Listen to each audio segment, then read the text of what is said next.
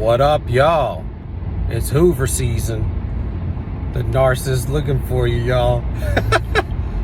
But you beyond that, you better have them boundaries up, because you know that Hoover coming, and you want to be protecting yourself. You know what it's like. Let's not have to go and rewind and feel what it was like again. You know, you're taking over that land, you're taking over good ground. You cross the Jordan, you in the enemy's territory, man, and you stomping them out. Don't give up. Don't go back to Pharaoh. Don't go back to the wilderness. Stay in the enemy's territory and destroy the enemy. Take over that land. God gave that land to you. It was ordained for you. And that land is up here. Okay? This is crossing the Jordan. It's all in your brain, y'all. But today, the giants and the land is the territory in between your eye sockets. It's in your brain, y'all. That's where you want to shine the light on any darkness, you know, because that's where the lies occur. That's where the war occurs. You have to shield yourself spiritually against the fiery darts of the enemy and the wicked one. Ones by your side that loved you, well, they didn't love you. They actually hated you. Now you know what the character of hatred looks like, and you know a lot of the red flags that will come with that. It's fake, right? So you have to protect yourself against your past relationships and the ones that come in the future. Don't be seduced by looks, man. Don't be seduced by looks and charm and words that come out of their mouth like honey, y'all. That's how they are. That's how they operate in the very beginning. Don't take gifts from people, man. If you don't want to be with them and you don't know them, don't take gifts from people. Don't let people pray over you if you don't know them. Also, the Hoover from all of the enemies in your life. Listen, when you kick out the narcissist, or the last one, we should say, because in the past you had other narcissists, you didn't know they were narcissists, but at some point you realized that they were not good for you, and you cast them out of your life. You walked away from them, and so that was a defeated narcissist.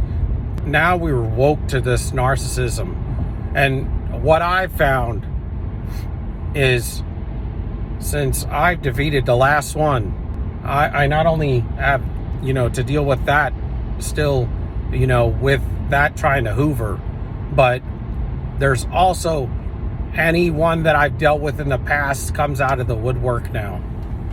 Because when you turn that one down, the enemy's going to get all these familiar people in your life to come back and knock on your door again. Okay? They're not just going to be the one that you were currently dealing with.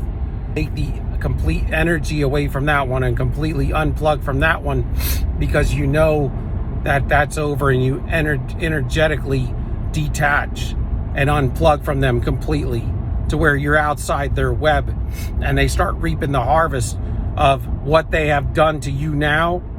Not that, you know, it's not our job and it's not our concern, but these are the things that happen. Everything, an opposite or equal reaction. And that's true. Everything is energy, you know.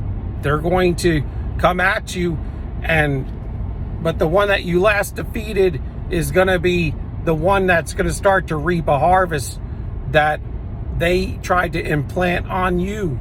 But now you finally drop them completely. And like we always say, when you drop them completely, when you unplug from them completely, they start to reap the harvest of everything that they've done to you.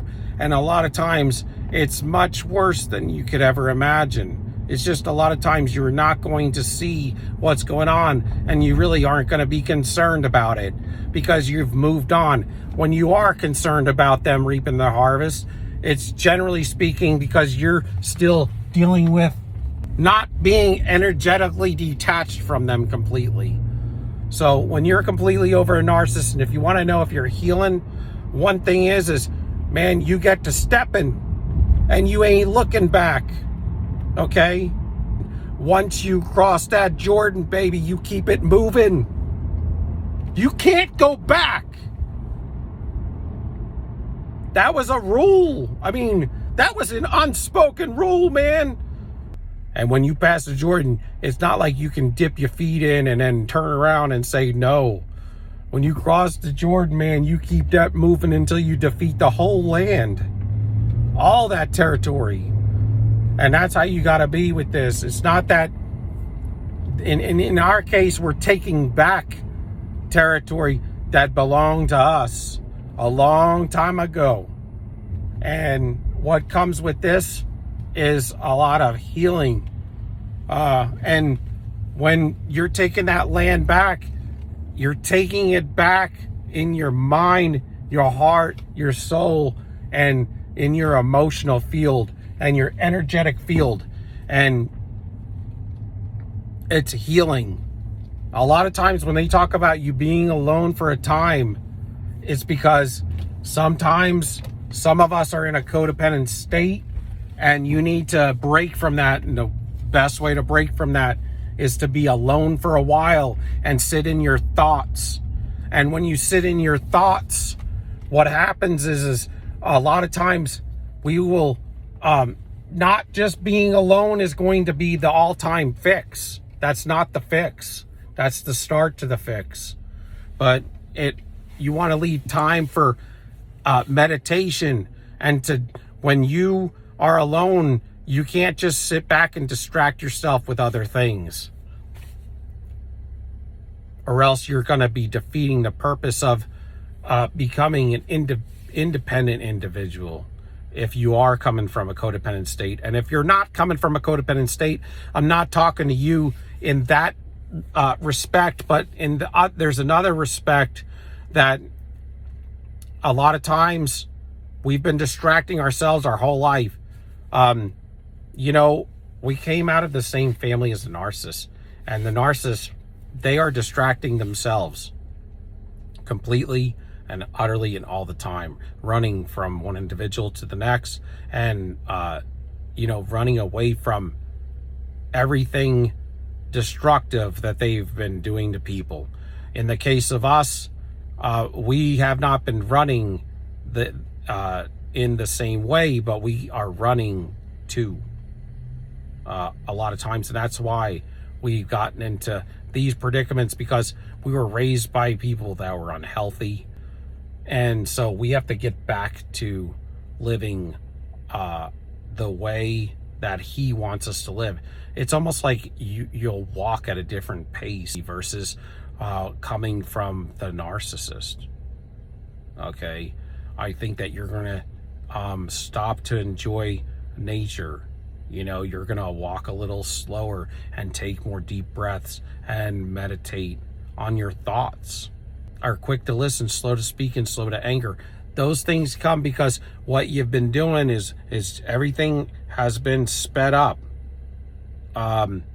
If you think about it. And that's where I think a lot of times we get this, we can get these diagnoses. People that have grown up with narcissists have diagnoses sometimes of ADHD.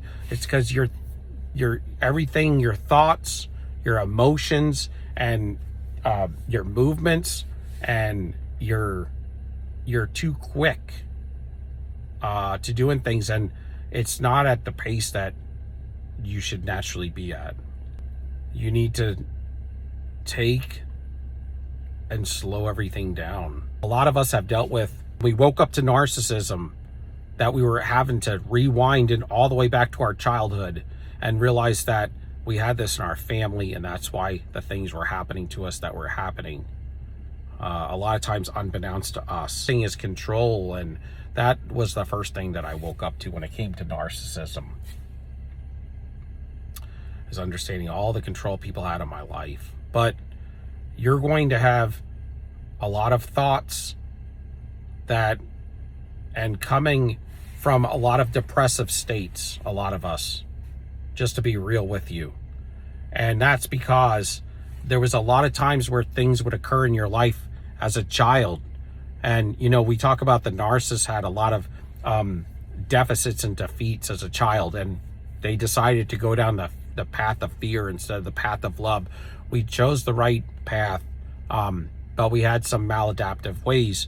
And we also, in our innocence as children, dealt with some issues to where we didn't feel confident in ourselves. So we kind of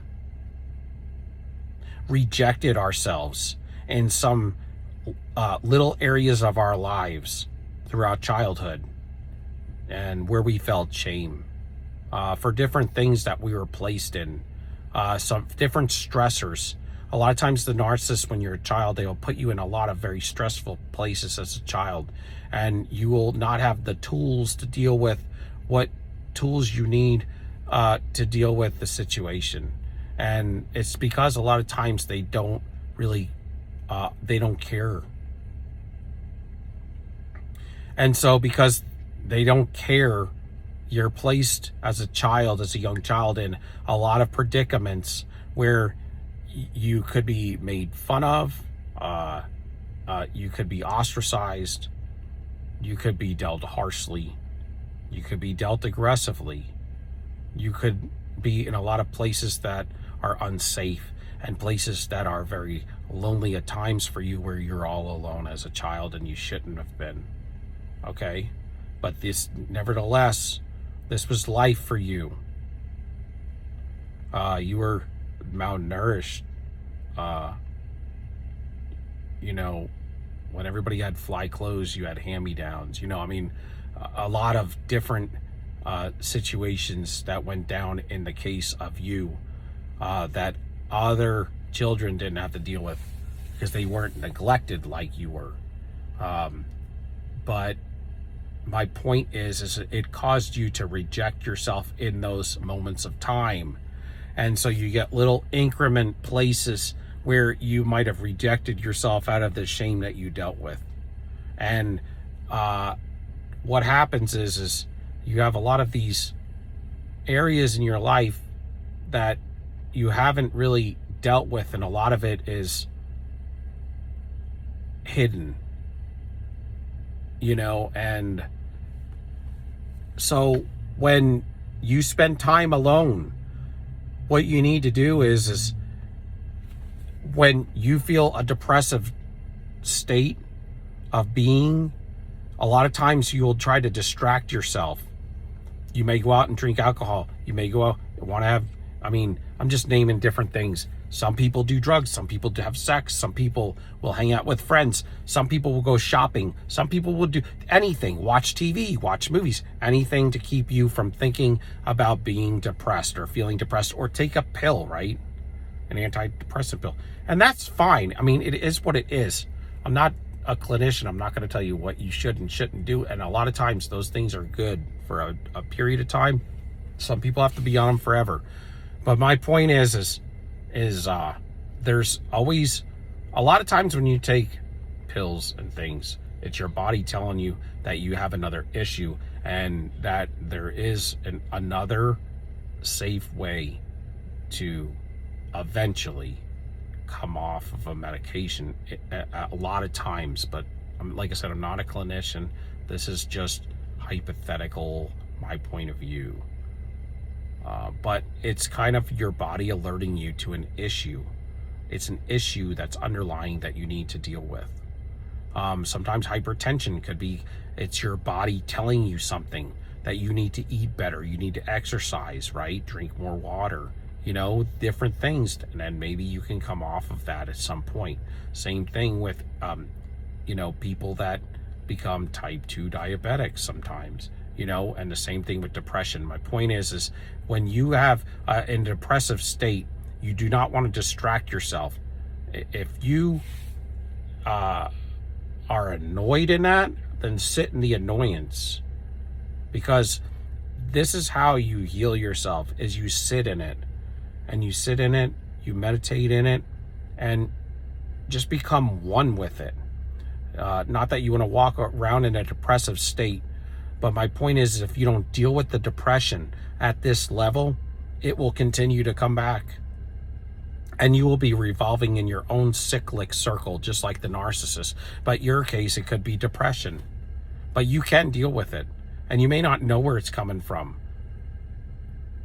But if you meditate, it will be, it's almost like there's little pieces of you that you've rejected, that when you just get to a calm feeling and an acceptance in that depressive state, you'll become one with yourself and just accept the fact that sometimes you will have thoughts of what happened when you dwell on those childhood thoughts, but just make amends with them.